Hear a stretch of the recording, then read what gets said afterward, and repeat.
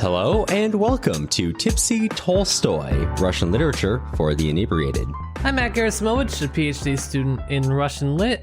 This week, you know, the usual. And I'm Cameron Lalana, and as usual, the Tolstoy boys can't do things separately, so I am also recovering from COVID this week. That's so right. If I sound gross, that's why. That's right. Were you recovering 2 weeks ago? Yep. Or 2 episodes ago, I mean? Yeah. Yeah. In other fun news in my town, there's an active serial killer here. And one of the more recent killings, I think a week or two ago, was in the neighborhood I just moved out of last month. So that's exciting. Do you think he was targeting you? No. Well, okay. So I'm an inveterate night runner. Traditionally, when I lived in Davis, I did night runs for 3 years running at 11 to 1 p.m. any given time. And I considered taking that up when I moved here to the city. But then I decided maybe not. Sure. Maybe I think that's proven to be a good decision. Yeah. Well, when we turn into a true crime podcast and we try to bait the killer into getting Cameron, we'll let you know. Yeah, we'll keep you updated. Mm-hmm. Well, this is a podcast for me and my good pal Cameron get to unwind from our serial killer or not related weeks with some Russian literature and a drink or two. This week we are doing, this is part 9 of Stalingrad. It is. That's wild. We've come so far. Wow. You know, it was a joke when we started that this would be our longest series ever, but it's worth it. It is. It's been great. It is the longest series ever, and it's the longest series longer. Anyone has ever made ever. Yeah, I can't think of anything that's ever gone longer in my life. It goes like Sergei Bondarchuk with multiple parts of War and Peace, 8 hours of War and Peace. And then right below that, there's us, Tipsy Tolstoy boys, with 10 hours of Stalingrad. Yes. And he gets a little bit hours. extra just because of the artistic flair. Of the 8-hour War and Peace. But we're not far behind, I would say. No. In terms of artistic vision and general, I would say creative genius. Oh, undoubtedly. I easily parallel Unparalleledly. Yeah. I would say we're right there. Me too. So anyways, Matt, speaking of delusions of grandeur and the things that might produce that, Matt, I got to ask you, what are you drinking today? I'm on approximately my 4th Jack and Coke of the evening. Hell yeah, brother. Yes. Yeah, that's what I got. It's nothing special. It's nothing crazy. It's a good workhorse. The personal brand, really. Mm-hmm. What Jack do you have today for us? Just Jack. Just Jack? Jack. Our friend Jack Daniels? Our friend, Jack Daniels.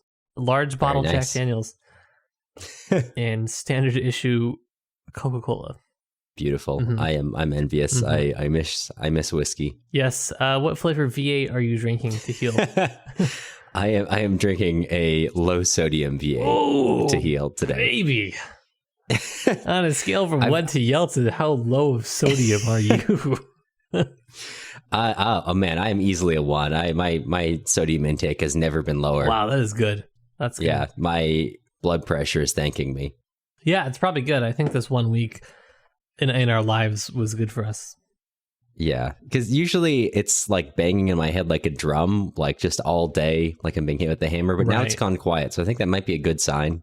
Yeah, it's one of the worst sicknesses in a while I've had, but the healthiest yet my body has been. Oh, you mean the COVID? Yeah. Yes. It's allowed my body to burn off, I think, years of bad decisions. So you can go right back to making them afterwards. Right. Sure. Now guilt-free. Yeah. Immediately. Well, I look forward to doing the same. Yeah, it's good. But Stalingrad. How are you feeling about it? Now that we're 9 parts in, I'm not excited to come to the conclusion, but a little sad. Yeah, I said that last episode I was saying I was ready for it to be done. Not because I'm not enjoying myself, but it's just I kind of know. Mm-hmm. How do you wrap this up as a writer? How do you wrap up your book about the Siege of Stalingrad, wherein you have barely touched on the Siege of Stalingrad? Yeah, right? Absolute incredible maneuver on Grossman's part here. Yeah, Tolstoy does it with 2 epilogues, but what does Grossman do? Well, we'll have to find out. Well, we will. And, actually, you'll be finding out mostly next week. Right, so. right. But this week, before we get into the reading, our book recommendation of the week is kind of related to the war. Mm-hmm. So I'm actually currently reading this one. This is a surprise to Matt. I'm going to go ahead and recommend The Unquiet Ghost, Russians Remember Stalin, which is it's by Adam Hochschild. It's primarily about the gulags, which happened before and after the war, and the way that the Soviet people in the late 80s, early 90s remember it. However, I am bringing it up in this case because, well, it kind of is relevant to the transition of thoughts that lead to the creation of Life and Fate and its differing focuses compared to Stalingrad, but also because it does relate to a lot of the soldiers of the Soviet army who would be captured by the Germans, not saying that that's going to be necessarily relevant to this part, and some of the fates that they suffered after the war, given that a lot of soldiers who were captured were suspect of having been made into turncoats, such as General Vlasov and the Vlasovite anti-Soviet army.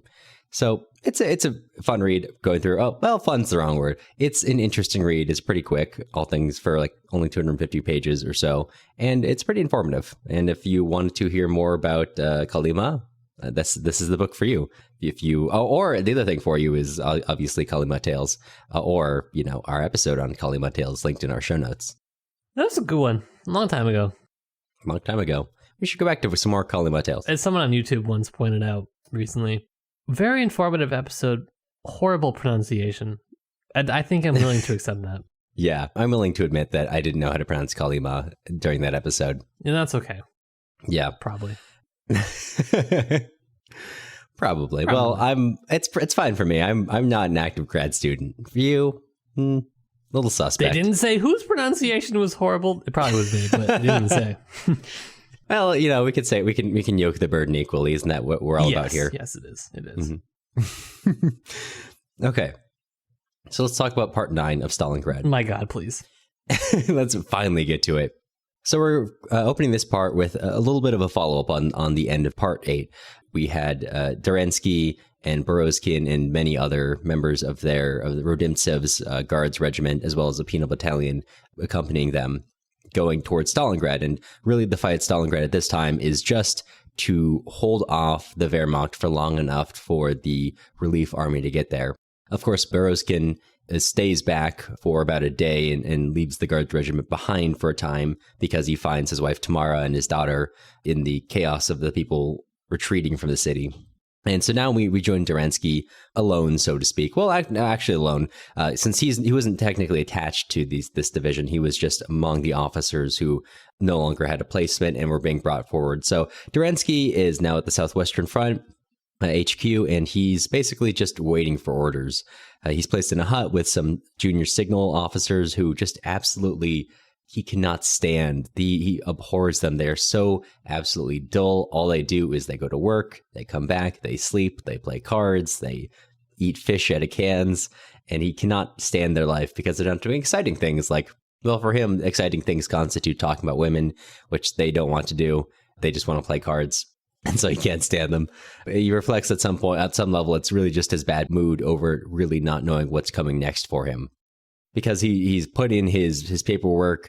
Recall that Derensky was part of General Bykov's staff, at Bykov being the general who Novikov was also serving under prior to create a tank regiment. So Derensky is a pretty well-established officer, has a lot of experience. However, as I believe we mentioned last time, prior to the war, he was sent to it's kind of danced around, but he was essentially sent to a camp and was only released shortly before the war. And so after a long time of waiting, he's finally assigned to an artillery division, which is a great surprise to him because that's a frontline work, that's exciting work, that's important work, that's exactly what he wants to be doing.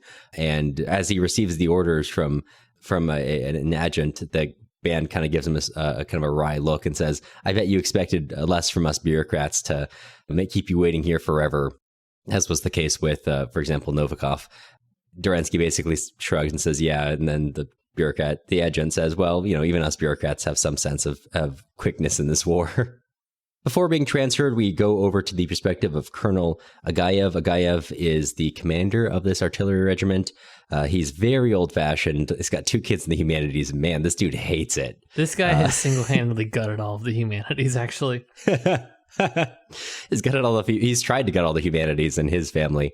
It's noted that to make his daughter appreciate warfare better, he used to take her to a gun range like every Saturday, and then she married a director, and that greatly upset him. Can we say Father of the Year? Yeah. This man is leading in all accounts of like childhood trauma. Yeah, and well, semi-relatedly, just a funny line here. His feet were so small that his wife had to buy him his shoes from the childhood department of the army store, a dreadful secret that his adjutant had divulged to everyone at artillery headquarters. Good. So this part is mostly made up of, I will say, the tension between Stalin's not one step back order, especially General Yermenko, who is leading the Stalingrad front, and the practical concerns of the officers. Agayev, for example, his guns are currently on the West Bank, or to say, basically in the city. And those guns are being harassed by snipers, by submachine gunners, by sappers. Half the time he cannot even get rounds out because his crews are so concerned with the attacks from soldiers. And he goes to request that they be moved back to the West Bank, but that request is put in with many other officers who just want to move back, who Yermenko is basically accusing of being retreatists. And the book kind of implies that many of them are, but Agayev, in this case, had a very legitimate reason for it. And after being given a dressing down, he gives the order for it to be done anyway.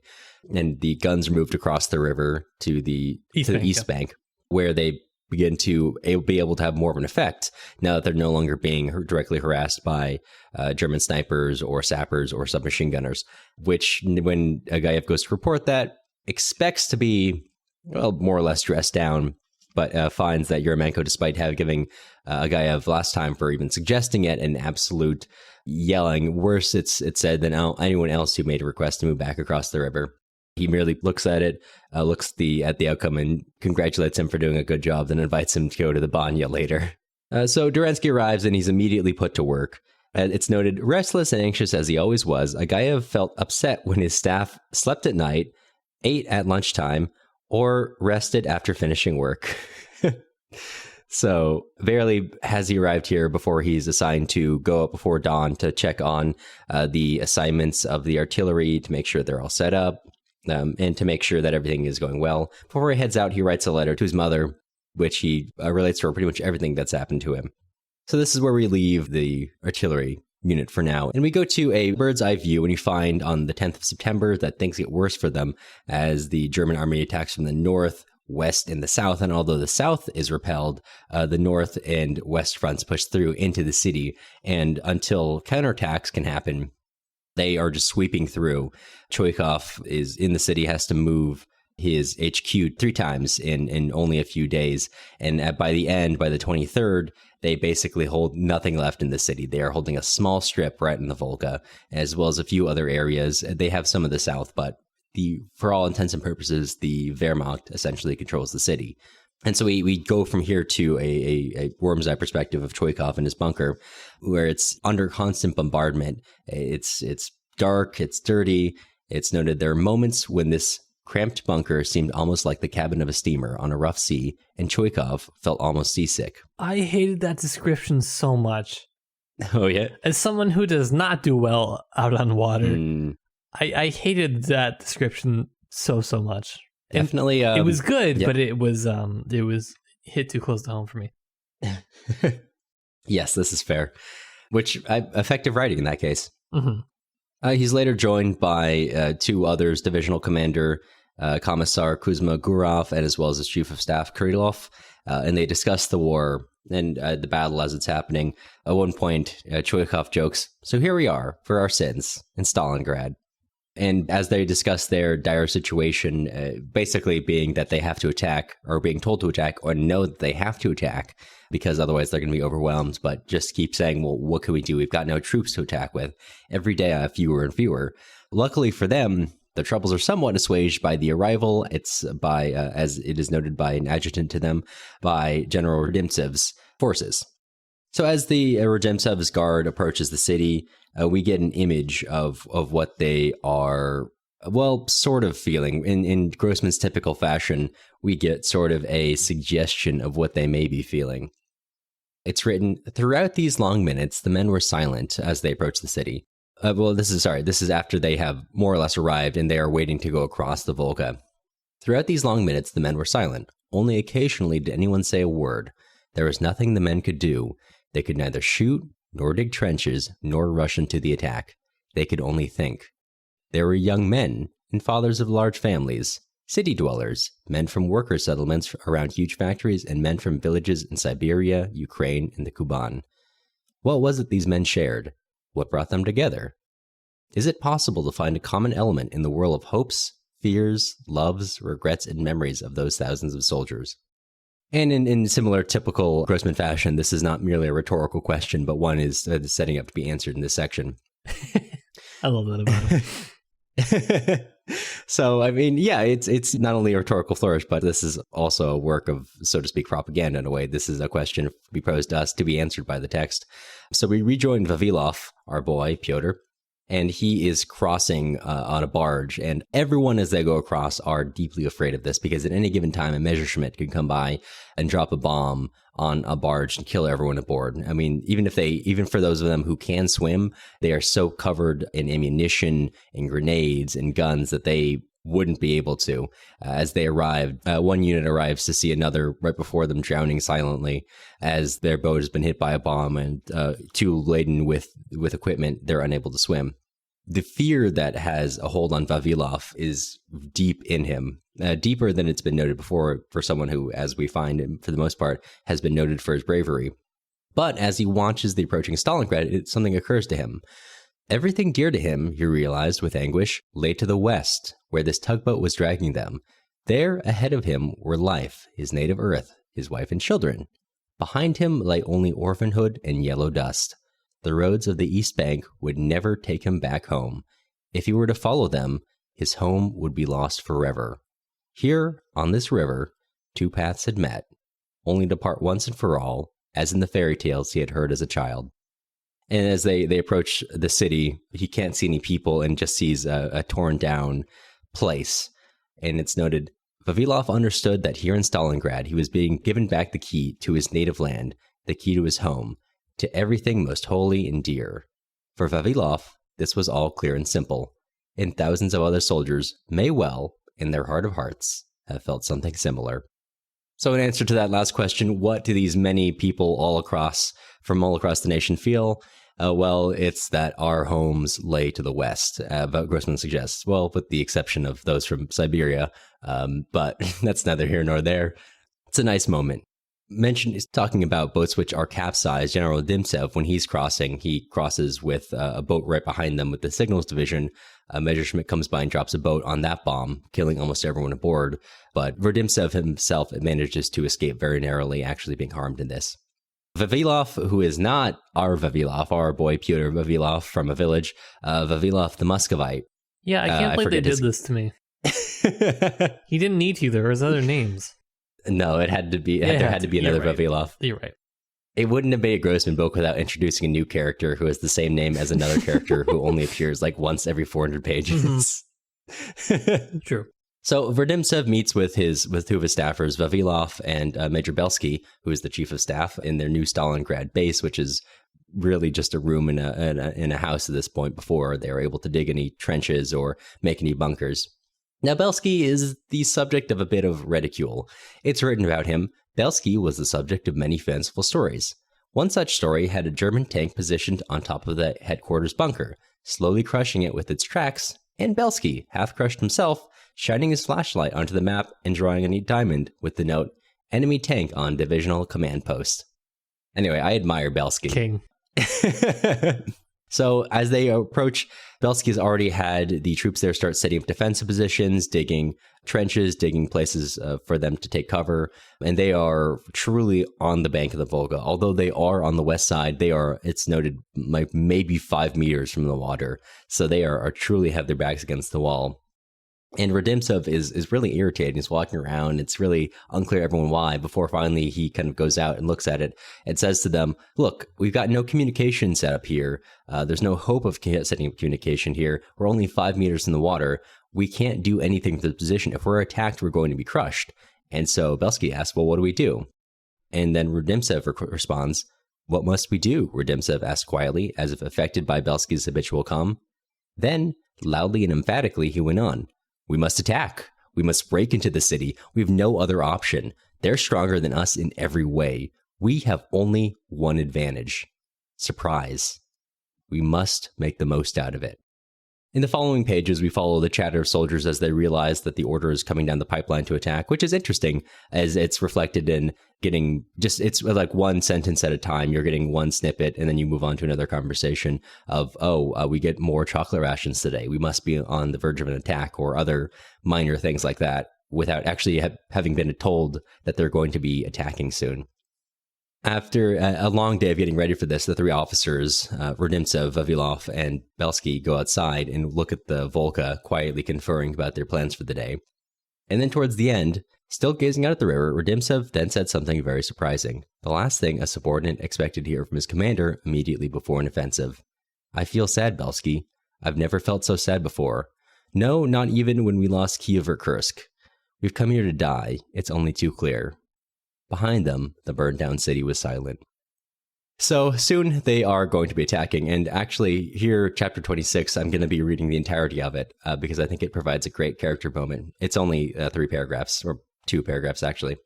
It focuses on Choikov, who is given the approval for this attack.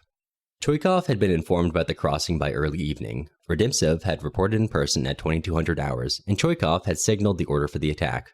Then, at midnight, he received the head of the special department and the chairman of the army tribunal. They had come with reports on 2 commanders who, in spite of the not one step back order, had transferred their HQs to Zaitskevsky and Sarpinsky Islands. Breathing heavily, Choikov took a pencil and pulled the documents towards him. "That's it for now," he said. "You are dismissed." He paced grimly about his bunker for some time, then sat down on a chair, ruffled his hair, and sticking out his lower lip, stared intently at the pencil with which he had signed the papers. He sighed, paced about a bit longer, unbuttoned his collar, punched his neck, and ran one hand over his chest and the back of his head. The bunker was airless and full of smoke. Choikov made his way toward the exit, through the tunnel where his adjutant lay asleep. The greatcoat covering the man had slipped off onto the floor. Choikov turned on his flashlight. The man's lips were half open, and his childish face looked very pale. Choikov wondered if he was ill. Choikov picked up the greatcoat and laid it back over the sleeping lieutenant's thin shoulders. "Mama, Mama," the lieutenant called out in a strangled voice. Choikov stifled a sob and walked quickly out of the bunker. It's even barely 2-ish paragraphs. We see a really complex moment of sadness from Choikov, and with certain characters we are able to get inside their heads, and I suspect more often than not when we are with characters who, and I can't remember, it's hard to track which characters are real people, which ones are invented. I think Choikov might be real. We often don't get into their heads as much. They're projected from the outside, even if the point of view in this part is from there, more or less. So it's interesting to see this sort of vague sadness, maybe from the attack, maybe from having to sign the probable death warrants for those commanders who had moved their HQs to those islands, and the kind of repressed emotions he feels about it, and the, I don't know, almost loneliness of it. Yeah, it's part of that, like, middle, not lull, but the middle part of this section that we're reading where he kind of breaks into the shorter chapters, which I liked. Yes. It was kind of the calm before the storm, if you will. Right. Because this part, yeah, as you say, is part of many short, I guess, vignettes almost of Choikov that night, of a commissar not able to give a speech to his soldiers, instead telling the story of him taking care of his mother in Stalingrad. Yeah, it's a nice way of, like, it focuses on the human stories of the attack. It's not about the tactics or, the equipment. It's about the individual feelings. Later it is about the tactics, but not later. Now. Not now. So following this, we go to a bird's eye perspective again, and we kind of roughly go to a German high perspective where Germans at this point have already reported that they've taken Stalingrad, that it's our city. And really, it's pretty understandable. They occupy pretty much everything absent for, like we mentioned, a thin strip on the Volga. But even the contestant parts that they're still fighting, they expect to take soon. And so it's noted this is part of the reason why Rudimtsev's strike that very night was such a success. So from here we go to a battalion led by Senior Lieutenant Filyashkin, who is pushed deep into the city. Now, at this point, the fighting for them at least is over at this point.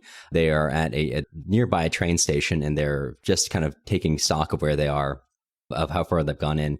And one of their company is that's a part of this battalion is led by Kovalyov. We all, of course, remember Kovalyov, who attended the Shaposhnikov family dinner so long ago. And this is a moment of minor levity. Filyashkin asks Kovalyov how he's doing, and Kovalyov says, "I killed 9 people. Killed 9 people in the fighting." And then it immediately says afterwards, he had killed 3 Germans. 2 more had fallen to the ground, but he did not know whether or not they had been killed. He wondered why he had said 9.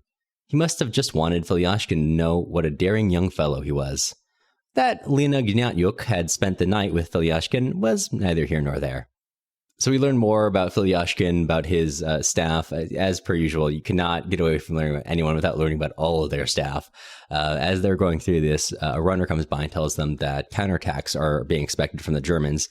Filyashkin pretty much knows that they really cannot hold out here for long. They only have 2 days of supplies, but they can't go backwards, and they push forward this far so long, so they give the only order they can, and they begin to dig in that train station. And so the units begin to dig in, and we follow, again, many of their stories going from one to the next. Of course, Vavilov is here, our Pyotr Vavilov. He's there with the many others who've noted. Usurov, who is the one who was bullying many people along the way, who Vavilov finally stood up to and made stop. They've developed a close, almost paternal relationship. And Usurov tries to trade Vavilov for chocolate, and Vavilov insists that he's going to save his chocolate rations for his daughter, who he says have never even seen chocolates like that. And everyone feels good, actually. They're getting ready. They're digging out positions. They feel ready for this. Kovalyov, he's sitting his corner. They've already dug out their areas so they can shoot through the walls of this train station, and he begins to go through his things. He's got a tobacco pouch made out of his sister's dress, which she sewed for him. Got a notebook full of poetry and songs where he has tickets and other things from his time in Moscow. Despite his tough attitude, he has a bit of sentimentality about him, including a picture of a woman who he seemed to have some sort of relationship with. Before we leave them, we kind of have a moment in which we again reflect on what Stalingrad means. And the narrator writes, "Only in Stalingrad did Pyotr Semyonovich Vavilov come to understand what war truly meant. A huge city had been killed. Some buildings, however, remained hot from the fire. As he stood on sentry duty in the dusk, he felt the warmth still breathing deep in the stone. To him, it seemed to be the living warmth of those who until recently had lived in those buildings."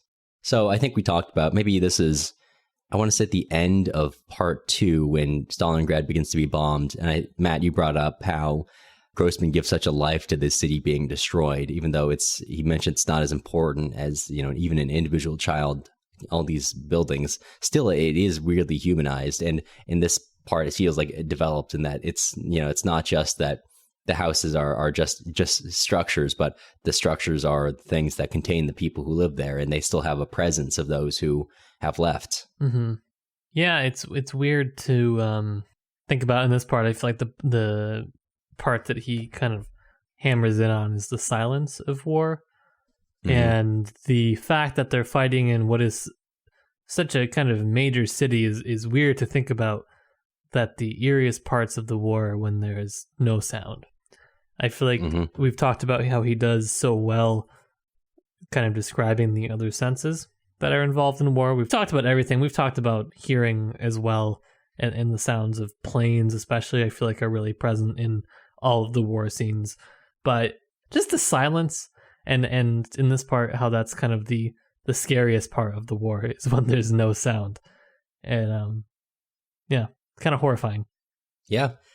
I think he also really harps on that point at the beginning of this chapter. He writes that soldiers who are worth their salt, more or less, take no notice to premonitions, and that many people who wake up in the night in war say, "Oh, I'm going to die today. I know it." More often than not, they're fine. It's the days when everything seems like it's going to be fine, when you've got no notion and no idea that their death is coming, when it tends to arrive. Mm-hmm. Yeah, that was an interesting line. So from this point, we naturally switch our perspective to the German Wehrmacht in the city.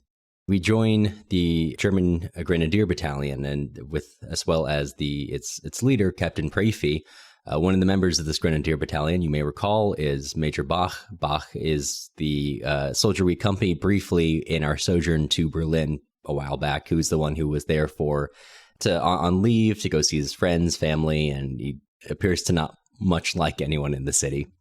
Now, this part, it's really interesting. Of course, in the German sections, although very well researched and as far as we can tell, an earnest attempt to explain Nazi ideology is, of course, from the perspective of, a Soviet author and a Soviet Jewish author at that. That being said, I think it's a very extremely well done section about the theory and ideology, and as well as, of course, getting in the ideas of how class struggle still continues under this society and even in the army, which I found really interesting about these parts. I like this part. I thought it was a nice kind of bookend, I guess, to the Nazi part. Like, it would have been kind of weird if we just had that one random part in the middle where he switched to them and then never kind of returned to them. It would have seemed kind of unnecessary, I guess. I mean, it still would have been interesting, but it wouldn't have kind of tied together, I guess, as well as what he does here. Right. Which is a pretty thorough examination, I thought. I mean, it's a lot of pages to spend at the end of a book that should be about the Soviets winning, which is instead about the failure of the Nazis. Right. And yeah, this is definitely, as you might imagine, what follows is going to be, and we'll cover it obviously in more detail, is the similar vignettes to what we get for the Red Army. A lot less charitable for the Wehrmacht, as you might understand, or the character of the people fighting in the war. Although that doesn't go the same for everyone. There are people who are exceptions to this, notable ones. And there are levels, too. It's not charitable, but as we know, Grossman was a consummate humanist, and himself was always, even during the war in his writing, took pains to separate the idea of German people in what we would translate as Hitlerites. And unlike other writers in his time, refused to kind of condemn German people as a whole and sort of saw it as like as you might see in this book, not the individuals who are at fault, maybe. So, I mean, individuals are at fault for their own actions, but the whole nation being sort of captured, it's like truly like being captured. There are people who suffer under this, who are spotlighted in this, but we'll talk about that in a second. So Captain Prafy is the leader of this Grenadier Battalion, and everyone, as it's been noted, is pretty certain the war is just about to be over.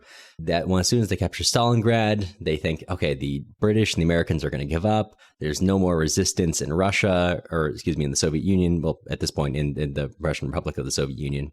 And then bada bing, bada boom, we're done. Bach is the one person who pushes back on this idea, pointing out that there are huge bases yet to be taken. Moscow is still holding out, still Soviet armies held in reserve, and he doesn't believe that England and America will simply give up after the fall of the Soviet Union. But they're celebratory. Bach at night sneaks down to the Volga to take water from it so they can drink and write home to their families that they've drunk from the Volga victoriously. Of course, they don't want to drink it due to cholera, although they call it Asiatic cholera, which... fair not want to drink it due to probable diseases in the river. Obviously, it's got the Nazi tinge underneath it. But they all mix. Yeah, but instead of boiling it, they decide to mix it with a bunch of alcohol, which I'm not a doctor, but I don't think mixing like a vodka amount of alcohol with water, it does decontaminate it. Yeah, you don't know. But then again, you're not a doctor, so hey. Yeah. I'm not certain 40% is enough, but hey, not a doctor. So they begin writing their families about this and the coming victory, with the notable exception of one Lieutenant Fritz Leonard. Fritz Leonard is a former SS propagandist, and the others actually quite fear him. It's rumored that he is responsible for the arrests of other officers. They know that he was involved with the torching of a village where it was reputed to have had partisan involvement, and as well as the liquidation, so to speak, of 5,000 Jews in Ukraine. Other members who are not portrayed particularly well. Rumir, the chief of staff, who is noted, is an alcoholic. Bach found him irritatingly verbose. Like most narrow-minded people, he was extraordinarily self-assured. When he was drunk, he liked to hold forth about questions of strategy and international politics. So following from here, as they're just wandering around, they're all pretty much getting drunk. They're telling each other funny stories. Or they're stealing things by the boatload so they can mail it back to Germany. Bach and Leonard find some alcohol and then go to have a pretty self-assured conversation about the rightness of this new kind of Nazi way. At this conversation, Leonard is really fixated. And one of the women they captured earlier keeps going back to her and how beautiful he is. You know, the obvious undertones there, what the implications of what he intends are. Luckily for her, she's been moved far back out of the way. And they have a conversation where Bach reveals to Leonard that he's not always been a Nazi. In fact, when the Nazis came about, deeply doubted them, but now sees as they march across the rightness of the way and says, we've come all this way without morality. In fact, it's this idea that holds everyone else back. And they're very drunk and they kind of go on their merry way. And that night, Bach, reflecting on it, writes in his diary, I think I'm coming to understand something important. It's not a matter of denying old-fashioned humanism. It's a matter of taking our understanding to a higher level. Today, Germany and the Führer are resolving a question of fundamental importance. Good and evil are not fixed categories. They are capable of mutual transformation. Like thermal and mechanical energy, they are neither opposites, but different forms of a single essence. They are conventional signs. It is naive to assume they are in opposition. Today's crime is the foundation for tomorrow's virtue. The nation's energy assimilates good and evil, freedom and slavery, morality and amorality. It brings them together and makes them into a single pan-Germanic force. It may be that we have now, here in the Volga, found a simple and definitive answer to a fundamental question. So that journal entry comes from actually a slight pushback that Leonard puts on Bach. Bach really insinuates that violence is the main way of the German foreman to, hate, love, and I hate those other things. And Leonard kind of, the SS man, pulls him back and says, whoa, not quite that. Look, it's not that we hate these other things. It's just that we have to figure out when they can be applied, to whom they can be applied, which leads Bach to this sort of, okay, it's not that we need to reject humanism like I thought before. It's just that we need to realize that these ideas are actually more transient than we thought before. They're not actually eternally one way. I like that they took the man who was like the worst Nazi and made him be like, wait a minute. Yeah, actually, this is something that's really interesting because this gets to something that I've seen online a lot. So to get into like philosophical categorization before, you're familiar with like ideas. I mean, obviously you're familiar with like the broad categorization of modernist philosophies. I've heard of an idea. Is there an idea? Oh, perfect. Thank you, Socrates. Like the idea of modernist philosophies and postmodernist philosophies. So, okay, you're familiar. I don't need to explain it. These are things that are very confusing to people who are not in the field because it sounds weird. Like what's this weird most postmodernist stuff that created like cubism and futurism and all these arts that make me feel funny and I don't like. Mm-hmm. Interestingly, like 100 years onward, but yeah, similar. I don't think anyone's calling AI art postmodern, but it makes me feel funny and I don't like it. All right, fair point. One thing that's always taught, Marxism is often talked about as a postmodern philosophy, and that's actually something that's I think is explored well here because let's talk about what modernism and postmodernism for a second. As a broad categorization, we've got 3 years of podcast time. Why not here? I'm about to throw a grenade down the well and provide the most reductive answer that anyone has ever given for explaining these philosophies. Please. They're not coherent philosophies, as rather they're a categorization. I think it's better to like think of them as like we call the Byzantine Empire, but they called themselves the Romans because they saw themselves as the continuation of the Roman Empire, which they were. So you thought a way to make this more coherent and more concise was to bring in the Byzantine Empire to talk about Marxism. I just want to make it clear. Yeah, that's where I decided to go here. Yes, okay. This is why I'm not allowed in academia. You've been outlawed. So, modernist philosophies are philosophies which have an underlying idea of consistency about societal, social narratives, that there are beliefs, et cetera, which are consistent and can be ongoing and self-replicating. And those are maybe like good things, probably. Postmodernism, on the other hand, that group of philosophies tend to ask, well, these modern myths, these mythologies we have about our people, our ethnicities, our nations, primarily our nations, but it could be for other things too, our subcultures, whatever. Are those true mythologies? How do these mythologies actually affect us? Do they affect us? Does the effect they have on us one that we simply believe it has, or is it just one that it is dictated down to us? So it's one that basically is questioning a lot of the assumptions that modernism has. So the irony of calling Marxism a postmodern philosophy is that Marxist philosophy is actually quite modernist in assuming how the relationship between exploited to exploiter works. Of course, over time, things can change, but like the basic narrative of how classes relate, of course, sometimes having more classes, sometimes having less classes, is relatively consistent.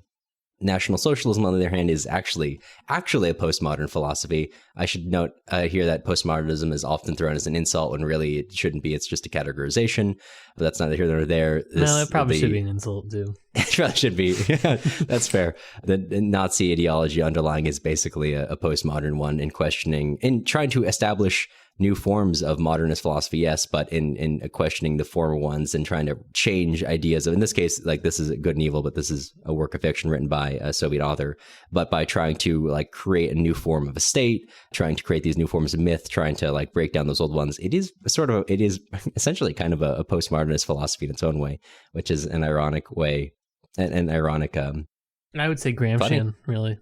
Gramscian. Yes, precisely. Thank you. You're welcome. Does that clear anything up? Does that make it easier to understand?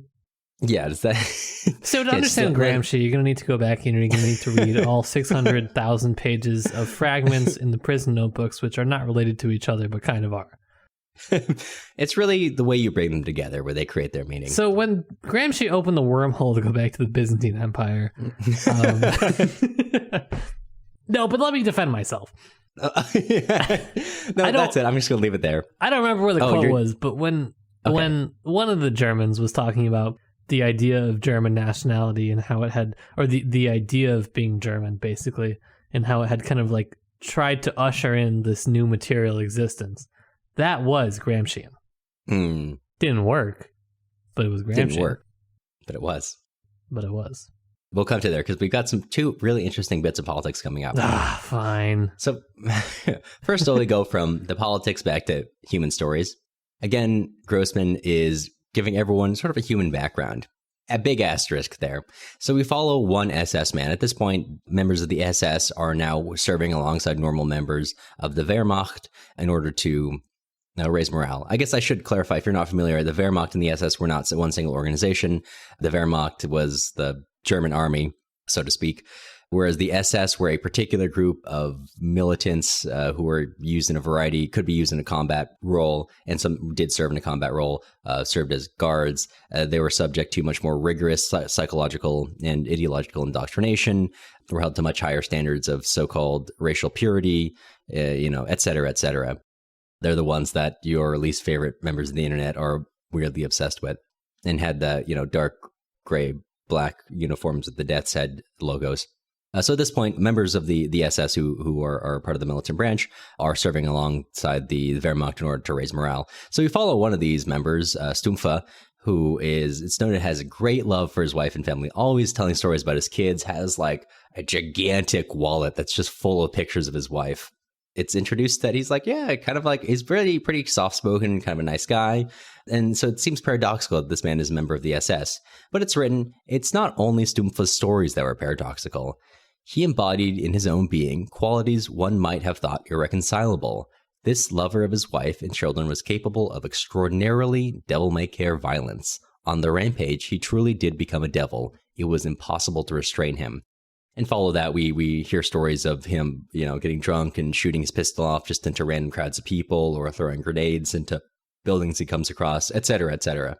Well, not into buildings, more into the bloom trees, which stopped it 4 feet in front of his head, giving himself a concussion. That's right. Yeah. So, oops, known for getting wildly drunk, he's got the element in him which you might expect from one in the SS. I think the interesting thing about the way Grossman portrays the SS is traditionally they're portrayed as, hyper competent, hyper serious, very, above life. And I think Grossman seeks to strike down this mythos by portraying them as normal people, albeit ones who had a certain psychological mindset which brought them to the SS. So following that, as they're just hanging out, they're just drinking, they're having parties. At some point, we follow Stumpfe as he has a conversation with two other soldiers, Ledecker and Vogel.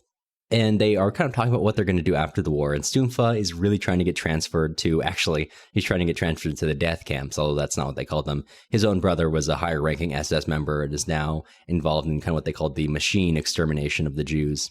And he says, he doesn't know what it is, but he knows there are factories of death and he wants to be transferred there because he knows that that's going to have better pay and going to have better outcomes. And Ledecker and Vogel are kind of like, why do you care? Just, serve here. Just if you need money, just serve stuff back. And Stumpfa gets angrier and angrier. And, looking at the two of them begins to, even at some point, calls them parasites. Vogel is the son of a factory owner and says, look, and Vogel is arguing that he's really not that well off. It's, he's being harassed by, his father's being harassed by the state. He's really more like a normal worker at this point. And then Stumpfa, he says, well, unlike you two, I'm not worried about where I'm going to eat after the war.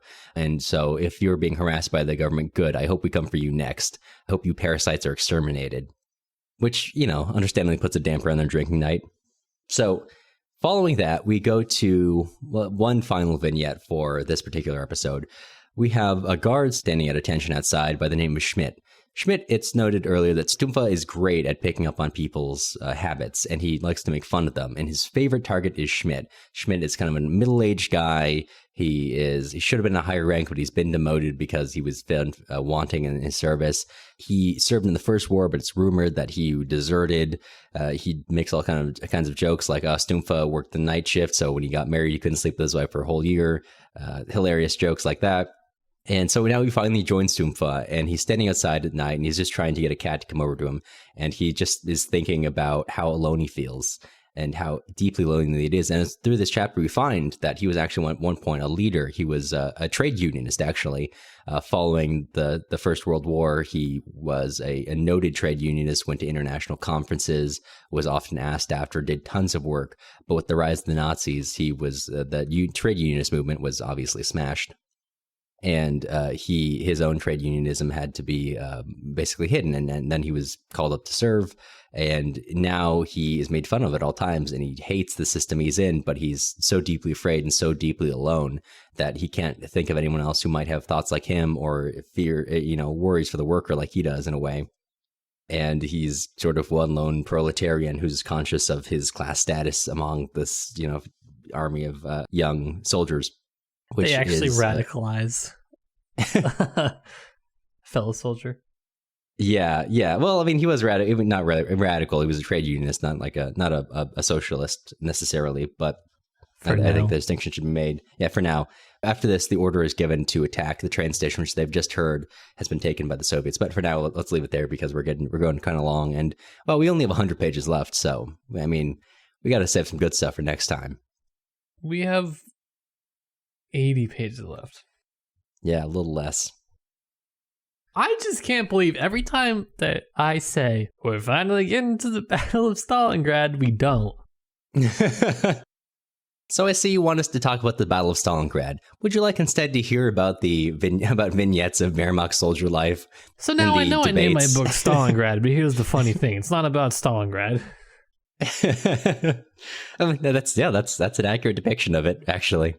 Funny. Joke was on me. The joke was on all of us. It's a depiction of people's lives, beliefs, across armies, across geographies, individual. I mean, I love this chapter because, obviously he's less charitable to the members of the Wehrmacht, but as much as he is committed to portraying complexity and conflict and differing human behaviors on the Soviet side, it shows this equal commitment, as he did before in Berlin, to a life in the Wehrmacht, a life which I think at several points Schmidt feels like he's been deadened, like he's been made less human by this experience, which is something that is often said by on the Soviet side, like, being this Nazi-ness, it makes you less than human, which you see reflected in these sort of soldiers as they feel. Well, Schmidt being the only trade unionist among them, the only one who doesn't kind of like enjoy the violence, enjoy what they do, feels really alienated, which is about what they're doing. And he says that he was, he's a German. And this is true too, where you kind of see Grossman differentiating Germans from Hitlerites, where Schmidt is sort of a German nationalist. He says in World War I, he wanted German victories, but now he prays for every German battle to be a loss, and he feels bad when it's a victory. So he's sort of like, he's still sort of a German patriot, but he is not a Hitlerite. Yeah, and you see the mental gymnastics that other soldiers have to do to try to get themselves to believe in what they're doing. Right. It's an interesting chapter. Yeah, and sort of the fear in the ranks of so, for example, Fritz Leonard, the SS propagandist, the others, fear he might get us arrested. Although, of course, that's a feature of, and maybe this is an interesting conversation to have, the way that officers can obviously be arrested and shot on both sides, the differing ways that it's portrayed, where it's a dark, ominous thing on the German side, but for Choikov, when he signs the probable death warrant for two commanders, we instead see him crying over it. I mean, self-explanatory for why they're portrayed differently, but Still interesting to note. Although I guess earlier in the book we do have, I forget his name, but a commander who signs death warrants in crayons, which is a scene that was heavily criticized and they tried to take out, but was based on the person who was signing it was a real person, and Grossman did either see or heard stories of him at some point having to basically sign in children's pencils because he didn't have any access to any other sign death warrants in children's pencils because he didn't have access to other writing utensils. Mm-hmm. So there's still even in the Soviet side, you do see some sorts of very, very dark comedy about that. Yikes! Indeed. I feel like in this part you get the consolidation maybe of Soviet ideals, perhaps. And I feel like there were some sort of instances that we saw in the last couple of chapters that I thought were kind of funny. Like when they were making fun of, you just kind of see the sort of differences between the Soviet regiments and the Germans. Let's just say the interpersonal dynamics, maybe, where you have the Soviet soldiers, in a lot of the cases when they're kind of poking fun at each other. Well, it's not particularly nice, but it is, maybe you could say, out of a place of mutual respect, of still liking one another. And you get this prolonged scene here where the Germans are making fun of each other, but Grossman says they often made vicious fun of one another. And basically the different regions are cutting each other down for not being truly German, or this is Jewish section of Germany and this is the whatever, the melting pot of Germany, and as a result of that this is lesser Germany compared to our part of Germany, so they say. Right. The Alsatians, everyone is like, well, of course, the Berliners are not, they're melting pot of Italians and Jews and et cetera. And the Alsatians, don't even ask about them. They're not even really German. And of course, the Volga Germans, the ones from the Germans that were in the Central Europe or in Eastern Europe, well, they're traitors to be, kind of. Yeah. I feel like a lot of times with the Soviet troops, you weren't necessarily getting a questioning of whether they belonged. You were kind of getting a slight mockery of some of their kind of quirky characteristics. It had nothing to do with whether they actually belong to that central group. And I think that's what Grossman's really trying to get at when he is talking about the different ethnic groups that are fighting in the war. I don't think it's supposed to be an erasure as much, at least to him, while he's writing this. I think it's supposed to be, this sort of celebration that they're able to come together on this shared sort of set of values. I don't know that everybody from those countries, especially nowadays, would agree with that, but I think that's what he's going for. Mm-hmm. And I think that for him, that's one of the strong points. That's perhaps the single strongest point of the Soviet army that is not present for the Germans. Yeah, I mean, I say Grossman does provide character flaws, major ones for his characters in the Red Army, but they seem to get resolved. Like, recall Usarov, who was a great bully and stole things from refugees and was not portrayed well after he's kind of given a talking to by Vavilov many chapters ago. In this one, he's begun to follow Vavilov around almost. It's noted that Vavilov reminds him of his father in such a way that it improves him. It's been noted that he traditionally only worked for money, which is crazy, of course. Who could imagine laboring only because you get paid? Not for the joy of labor. But working with Vavilov, setting up their positions in the train station, he begins to think of the labor. It's noted that he's starts saying, "Oh, I always love labor." And it's noted that he's previously worked for money. He's not made fun of for this not being true. It's he's found his way in labor. He's found his way in seeing being kind of put in his place by Vavilov. And, he shows him before they go to Stalingrad that he's gotten rid of, he's been shown to be very material obsessed before he gets to Stalingrad. He gets rid of all of it because he's no longer material obsessed. He only needs what he needs for the war. And he's being made a better person by Vavilov, similar to sort of how I think of Grossman's kind of theory of how people become better when they become subordinate to a better person, as we saw in Ivan Krymov's scenes in the coal mine when the others who are all have their own individual failings become better people working under him, which is not provided to the Germans. They're all individualized. They're lonely. They may not realize that they, like you say, they really kind of do hate each other.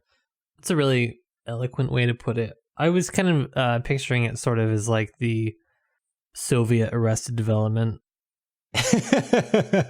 where he says, I've always loved working with my hands, and then it kind of pans over and there's like the Ron Howard narrator saying, well, he didn't. And then it kind of, plays their quirky theme and plays it on into commercial. Which would be good too. Yeah. As a matter of fact, Usarov had never loved working. Yeah, no, that's fair. Yeah, I mean, that feels, to your point, I think that's what a lot of this is as we come to the final book, where we've had a lot of ideas coming up to this, but we're really getting to like the knife's edge of really like what is the difference. We've talked previously in big terms about Volk and Bach's scene previously, and I think the implicit parallels there to the idea of Soviet, so to speak, Volk. But now it's really just like you're bouncing back and forth between like a battalion of Soviets and a battalion of Germans in the different way they are the night before combat, and the contrast cannot be bigger. And the comparison begs to be made. You cannot write this without obvious understanding of what these exact two troops who are about to go to battle against each other, how it's going to be read. And I think it's really this knife edge of showing you, okay, this is the difference between the Soviets and the Germans. Although, of course, Grossman himself would begin to soften that line later on. But, that's after the battle. Mm-hmm. Yeah, I think I made this point when I was talking about his relationship with time, how it started to quicken when he will do flashbacks. And he started the novel kind of introducing you to scenes that would happen many, many decades even before the character that you're introduced to would be acting in. And now, not so much flashback as, the way it's jumping around is just much more compressed. Mm-hmm. Yeah. I think instead of actually compressing time, really he's expanding time by flipping around to different characters, which is kind of an interesting device to draw out this 1/2 month of the war, basically. Right. I mean, we've gone from going for months at a time to like one night over the course of 60 pages. Yeah. To your point, yeah. I mean, I like it personally. I think it's fascinating. I think you talked previously about how a lot of features of this book feel deserved, or how a lot of things that a lot of elements feel stronger because you had to go so far to get them. And I think I agree, especially in this compression of time. Many ideas that have been brought up previously are now being refined and like given to you again. And, again, it's like trying to hammer that point home, but each time it gets finer and finer, and down from big ideas, big conversations, down to just what it is at the end of the day is some guys on one side, some guys on the other side. They all have really fast rock throwers and they're going to go kill each other. But it's really about the lives that happen between and what are the different systems that create who they are. And of course, the night before combat's not about the tactics. It's about what their lives are like and how they react to this moment. Yeah, if we're comparing him to Tolstoy, for me, he's much more ideological than Tolstoy. However, I think he earns it better than Tolstoy, is what I'll say. Like when you're reading War and Peace, you're like, oh my God, I get what you're saying about war. Can you please end the book? You didn't need 2 epilogues. I understand this is a great novel, but you still didn't need 2 epilogues. And I mean, I don't know. This is a lot more nuanced in a lot of ways. Mm-hmm. I think the 20th century brings in a lot of different questions that kind of build on those same ones Tolstoy was thinking about. But I don't know, the way that he kind of weaves in his decision on the questions is a little bit different. And like I said, it feels, it doesn't feel like it's just being completely hammered home to me. It feels kind of like he's holding my hand and leading me along to it. before hammering my head into it. Right. I mean, I guess obviously you were supposed to infer the Germans were bad, so that kind of, not a surprise. Yeah. Yeah. It's kind of how like World War II books tend to go. More or less. I think it does have, you do see a lot of Grossman's particularities and the way that, going back to Stumpfe, that he's like a very normal person. And I think I want to say it's in The Hell of Treblinka where Grossman accuses Nazism of, not creating monsters, but rather, he says it's one of its great crimes is that it allowed beasts who should be repressed and should be hidden away from society to, come out and bear their fangs, essentially. Yeah. And I think you see that in that there are a lot of characters we've talked about this idea of like ordinary dash ordinary, ordinary dash heroic. I'll add a corollary of the ordinary dash beastly in one of Grossman's favorite terms of those people like Stumpfe, who is ordinary, but, he's also just ready to like, just if he gets drunk, hell yeah, I got a gun, I got some people, let's go, let's see what happens. And it does, though, doesn't it make you monster. think, like, if you could picture every horrible, horrible person that you went to high school with, and you're like, if you were to give them unlimited power and just tell them that what they were doing was correct, don't you kind of think you could see, well, I'm not saying Nazi war crimes happen, but let's just say some of the anecdotes that were kind of put forth in this book of just, like, random military boy going out and shooting stuff and throwing grenades around, like, absolutely you could see that happening. Yeah, I mean, I would argue that's like more normal in warfare than not. I mean, in World War II, I mean, you don't need to go over the European theater, but just like the amount of atrocities that happened by the Japanese army inflicted upon China, by the Japanese inflicted upon U.S. soldiers, by the U.S. soldiers inflicted upon Japanese soldiers, by U.S. soldiers upon civilians in the Pacific Islands. Yeah, you do see the ordinary dash.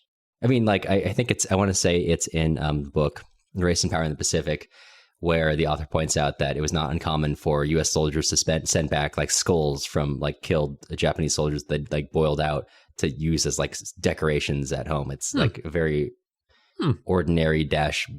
Not I guess maybe now we're kind of like diffusing the term, because obviously Grossman means this in a very specific sense, because his concept of beastliness is just there are certain beastly people who like the Nazis allow to come to power. And I guess now we're kind of talking about like war empowering that, which is slightly different than what he's pointing out. But in this particular case, I think it's applicable. It's all kind of about the situations in which you can place people in, I think. Right. For the Soviets, it's a great thing. For the Nazis, not so much. People are still people, but, it does depend on what the situation that they're in, what does that bring out? Mm-hmm. Right. And what in the beliefs of the beliefs you take, the beliefs of your society you take in that situation, because you've got the Soviets and in real life, the Red Army did commit a lot of war crimes too. However, we're talking about the portrayal in the book specifically. I don't know. I didn't see anything in the book about that. Oh no! Well, I was gonna say like in the book, the Soviet Army does not commit. Oh yeah, fair point. In this case, when Grossman is portraying it, the Soviet army is coming in, not committing war crimes, and the Wehrmacht is coming in and committing war crimes. And I think it's a drawing forth like, the ideology of your society affects how you're acting in these wartime situations. Yeah, there's obviously a lot of questions to be called into place on ethics. Right. Shall we say. Yeah. And how obviously Grossman does portray the war very well. But, like, I think our term for Grossman has been apt so far as a writer, or as a good writer, a great writer, in fact, but a writer of empire nonetheless, should still be admired, really admired for what he did and what he's writing in here and what he tried to bring in, also looked at in a critical way. And you can love something and look at it critically at the exact same time without any contradiction. Yeah, I think it's interesting. I just personally, I don't think it's that bad. I mean, I'd like to examine it and think about it. I could have been so much worse, is all I'm saying. Oh yeah, like reading through this, like it could have been so much worse. Yeah, it should be absolutely commended for how well it even stands up to today, and I think under scrutiny for how it portrays the war. Not perfect, but man, I would say probably leaps and bounds better than most other stuff you still see from this era. Yeah, absolutely. Happy to have read it. Happy to have been there. Not in World War II, but to have been there reading it. Right, of course. Would not like to be in war. Just going to put that out there in case you couldn't. Yeah. No, that's fair. Yeah. Not a good time. No, not really. No, not in the whole. I mean, that's not really the vibe I got from this book. It's not really the vibe I got from my years studying conflict as my degree either, I would say, or covering it in the covering like Syria and Yemen for radio. Oh, okay. Sorry. This is not related, but Go for it. This is to the thought back to what we were just talking about. There's the point where right after what you had read about the roads of the East Bank and they don't lead back home, and if we follow them, everything's lost forever, and blah, blah, blah, blah, blah, blah. So, blah, blah, blah, blah. You know how they were talking in World War II. There is, at the very end of this chapter, "Home again," said someone in a low voice. "Russia." And Vavilov understood that here in Stalingrad he was being given back the key to his native land and the key to his home and to everything most holy and dear. For Vavilov this was all clear and simple, and thousands of other soldiers may well, in their heart of hearts, have felt something similar. And this is what just like, if you didn't write Russia, it actually would have been fine. If we're just like, like I don't think every soldier there, like all the Ukrainians were thinking, yes, Russia, thank God we got that back. All the ones from Siberia, probably like ethnic minorities. Yeah, they're like, what do you mean you don't want to go further east? That's where my home is.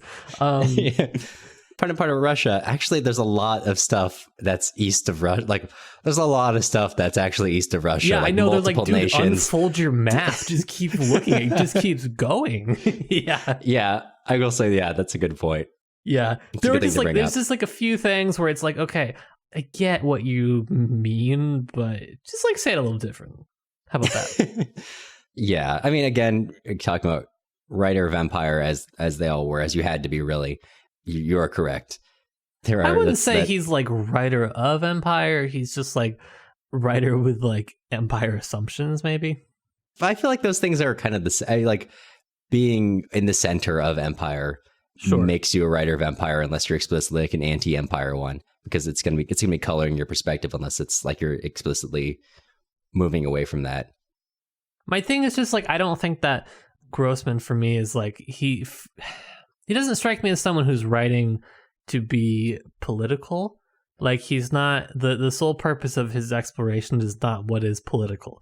It is more what is human. Mm-hmm. And so for that reason, to me, he is separate from Soviet Empire. He is something a little bit different. But he still does have those like Empire assumptions and understandings in his writing. But I'm not a Grossman scholar, and I really don't know that much about Grossman to be making these gross assumptions about him. I really do enjoy reading him, though, and I can't wait till we get to Life and Fate, until we start the Grossman podcast, the Gros-Cast. The Gros-Cast. Gros-Cast. I'm looking forward to it.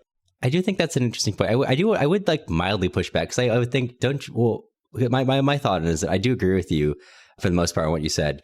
But I think when you have these assumptions built in, even though if you're more interested in engaging with other stuff, the assumptions, if they are indistinguishable from other like explicit writers of Empire and they become baked in as assumptions, I feel like that's not intentionally the same and definitely should be understood differently, but it kind of functions the same way. Like, let's go back to that passage. Like that passage could be read just, I don't know, like change out Stalingrad for Donetsk, and this could be used as like propaganda today in like Russia in support of the invasion of Ukraine. Like the language is like exactly the same, especially now the Holy One takes on a different angle here. Because I feel like when the assumptions are built in like that, even if it's not the intent, I see your point. I think they should be understood slightly differently. But if they are not challenged, and if it's not the author's intent to challenge them, it's just like not their concern. That kind of makes them a writer of Empire. They are writing from the Empire, from the periphery, from the benefit of how their perspective goes. And that benefit means that they can write and not kind of ignore that too. It can be in the background for them. Maybe it's difficult too, because Grossman's, obviously an ethnic minority and like struggled in that. But I don't know. That's how I look at it. But I get your perspective. I don't think you're wrong. I think it's very difficult to disentangle Soviet literature from individual authors' beliefs. Right. And I think like when you're saying like, yes, this passage totally could be taken and justified in another context, but I think you have to look at the book as a whole. Because you could take this passage and you could, like some of the passages we've discussed, you could take them and you could put them with a more, let's say like nationalist author or something like that. And you might be able to say, okay, these fit similar themes, but I just feel like a lot of authors that might be upholding or justifying or advocating for like the absolute Soviet ideal probably would not be trying to humanize soldiers in the Nazi side. And I do feel like Grossman does that at several points. Yeah. And so I feel like that's a pretty bold, I mean, we're talking about like, it's like a little bit different than ethnicities and nationalities in the Soviet Empire. It's different, of course. I'm not sure. Yeah, that's fair. This is a complex one too. I definitely see where you're coming from too. Yeah, and, I'm kind of interested. I feel like I need to read more on Grossman to really work it out. But I'm not inclined towards saying he's like let's just say like, is he the Soviet Tolstoy? Maybe. No, I think we have to go back to a formulation that Tolstoy is the imperial Grossman. Well, that is true. Yeah. I did hear that somewhere. Oh, it was this podcast. No, we heard it elsewhere. We gotta spread our sources around. I'm gonna have our sleeper agent start planting that in keywords on various social media. Yeah, absolutely. I'm gonna take whoever tried to hack our store and set them on that. That was wild. I guess we made the big time. Someone's trying to hack our store now. Boys. Anyways, I feel like I had like some passages to mention, but they weren't like my favorites. Mm-hmm. Yeah, I feel like the discussion on Empire is super interesting.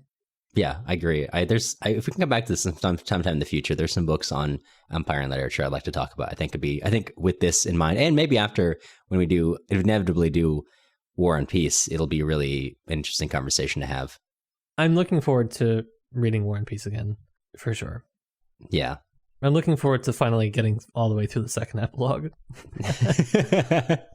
Yeah, you told me, Matt, he's like, for so long, he's like, yeah, I feel so bad. I'd never really finished the book. Then he goes back and looks, like, yeah, I didn't finish the last 3 pages of the second epilogue, so I didn't take... What if Tolstoy drops some new insights in there?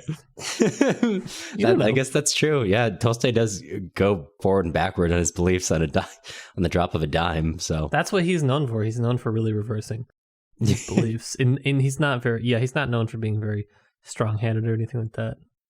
in the long term, but yeah, point taken.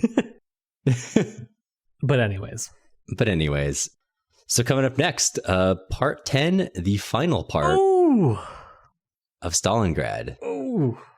Oof, but not the last we'll be hearing from Stalingrad Grossman related content. We have a few tricks up our sleeve that you'll be hearing about in the future, in the near future, hopefully, before we round out year 2 of Tipsy Tolstoy. Oh my goodness. Year two, I'd say season 2, but actually every single episode in our catalog is still categorized as season 1. Yep, and it's too late to switch it now, so it's all one big season, baby. The endless season of Tipsy Tolstoy. That's right. I'm looking forward to it. We never go out of style. I'm looking forward to it. But before we finalize part 9 of Stalingrad, Cameron, I gotta ask, on a scale from 1 to 8, which V are you? Oh, I am all the way at V8. Let me tell you, this is my second. Yeah, this is my second V8 of the day. I've had 5 servings of vegetables lacking in their fiber content, however, because they were. Yeah, but still pretty happy with this. I know you were already, you said 4 Jack and Cokes deep when we started? Could have been. Could have been. Yeah, I don't know. I think you started drinking. We started playing games earlier today, which was a couple hours ago. No, it was after. Was it after? Okay. Don't slander me. Well, it was like 4 p.m. your time. That wasn't that late to start drinking. I'm not saying I've never started drinking at 4 p.m. my time. I'm just saying that this day I did not start drinking at 4 p.m. my time. Is 4 p.m. a shameful time to start drinking? I mean, if it's a work day, I guess, yeah, that's a little bit different, but... It wasn't a work day today. Let's just put that out there. Yeah, weekends, all rules are off. Listen, on the university level, what is a work day? Really? You make a good point. I do, don't I? But how about you? Now that you are an indeterminate number of Jack and Coke deep, how do you feel? Indeterminate, that's true. The limit cannot be approached. You are an 8 on the V scale. I'd say I'm an 8 on the Yeltsin scale. I'm pretty up there. I'm having a good time talking about Grossman. I'm like, this podcast has made me think, like, I might want to write something about Grossman. I feel like he's just so critically understudied, and I don't want to encourage Cameron to also do a PhD in Russian literature, because it's like, why would you do that? Yeah. I mean, no offense to me, but why would you do that? But I want you to get into it so you can write some stuff about Grossman, because you have such interesting takes, and I really want to read it. Thank you. Well, maybe we can start the Gros-Cast in the Grossman Journal once it come around. There's probably not a Grossman Journal, but there's probably, I don't know. I don't know if you wrote enough. There's a Grossman podcast. There's definitely not. Yeah, I don't even know what. Well, when you write something, we'll figure out where to publish it. It sounds like a plan. It's good. It's a good time. It's a great time. Always a great time. Well, not always a great time. It's always an interesting time with Grossman. It's an interesting time, yes. Yeah. I think Grossman's, it's also actually, I guess this is a parallel with him and Tolstoy we never talked about, but whenever in like Anna Karenina, anything weird that Levin does happen, so you can always be certain it's something that Tolstoy did and wrote into the book. Yeah. The same is also true in Life and Fate, where anytime anything weird happens, you can be certain it's something that he either saw or he did. Absolutely. Yeah. I wanted to read a quick letter that we got from a fan and patron Lou, one of our good pals, Lou, who's been a patron for, I don't know, like forever. So thank you, Lou. Put some respect on that, Lou. Lou says in an email to tipsytolstoy@gmail.com, thanks for the best read in years, guys. My gratitude also extends to the Chandlers, of course, for the excellent translation in definitive edition. I was aware of Grossman's Life and Fate, but it never was in my queue. I'm starting right in on it after finishing Stalingrad in record time, with the added benefit that I'm reading them in the right order. You're welcome. I once watched a 2011 Russian TV production of Life and Fate that was showing on Amazon Prime for a while, but it cut off halfway through, and I don't know what happened with the rest of the episodes. IMDb is no help, of course. It's still listed, but not available on Prime. Lou says, keep up the good work. Thank you, Lou. I needed it. I needed to know somebody was listening to every part of this, because, oh my God, it's so many episodes, but it is fun. It's a really good time. And we're glad for those of you who are coming along for the ride and hopefully having a good time like Lou and us. Many of you freaking liars. You really get me every time that we start like a Dostoevsky thing and we have like 4 times our normal view count. And then like the second episode, it like goes back to normal. And I'm like, okay, so it's really just like, it's the fake fans on episode 1 that come in, but the real fans by episode 9 of Stalingrad, you're all still here. And we appreciate all of you. Drop us a line, tipsytolstoy@gmail.com. Want to hear what you think about the series? Want to hear what you think about Grossman? Is it your first time reading it? I don't know. Let me know. I'll read you on the podcast. I'll respond. Give us your thoughts. I'll criticize you. I won't criticize you, probably. Depends what you send. Really depends on what you say. So I guess if you're looking for criticism, creative feedback on your writing, go ahead and send it to the same email. Honestly, I get so much weird stuff in this email. Like, aside from, can we find here serious man, and the amount of like crypto scams that I get invited to join, which, alas, when we drop those Tipsy Tolstoy NFTs, baby, just you wait. Sometimes I get weird requests of like information about just like random Russian lit, or people want like suggestions on what to read, and I'm just sitting here typing back because I feel guilty about not responding. But I digress. Yeah. Write us. Or else. Email us. TipsyTolstoy. Or @gmail.com. Should we get a P.O. box so people can write us? We were going to, but you're going to need to subscribe to us on Patreon because we're already behind on our bills. Yeah, that was the an Monopoly expensive Man's editor. coming to break each of our legs. It's not good. We've already lost our fingernails. We can't. If we don't have our legs, we can't. Oh, podcast. you lost I lost my eyelashes. I didn't know you lost your fingernails. That's too bad. I guess they wanted to get a little creative. That makes sense. Mm-hmm. Mm-hmm. Yeah, you gotta switch it up. Before we let you go, we want to extend a sincere thank you to all of our current patrons. We've got Jeff, Madeline, Ann, Janice, Daniel, Darren, Daniel, Jack, Paige, Jesse, Lou, Irini, Brandon, Allison, Cole, Elise, Mysterious, Enerdu, Joanne, Yitza, Alex, Stephanie, Julie, Eli, Caitlin, Brett, Isaac, Austin, Zachary, Pacrob, Maya, Amanda, Blake, Shannon, Jay, Elizabeth, and Jacob. Podcasting is not free. Now that we pay for editing, it's even less free. In grad school, it doesn't pay very well. Sorry, I had to censor what I was going to say because I know the editor's going to hear this. grad school still doesn't pay very well. So, if you're looking to join with our current patrons to keep the show running and help us cover some costs, we would be so appreciative. Take a look at our Patreon at patreon.com/tipsytolstoy if you want to become one of the Tolstoy boys. You like that? As you like it. That's a good. I like that. I like that. Like the little keep us on our feet. Little flair for you. Move like a butterfly, sting like a bee. Mm-hmm. The music used in this episode was Soviet March by Toasted Tomatoes. You can find more of their stuff on toastedtomatoes.bandcamp.com and also on YouTube under the same username. If you're looking for other places to find us, you can also follow us on Instagram at Tipsy Tolstoy Podcast or on Twitter at Tipsy Tolstoy. You can also join our email list on our website, tipsytolstoy.com. You'll hear from us again soon.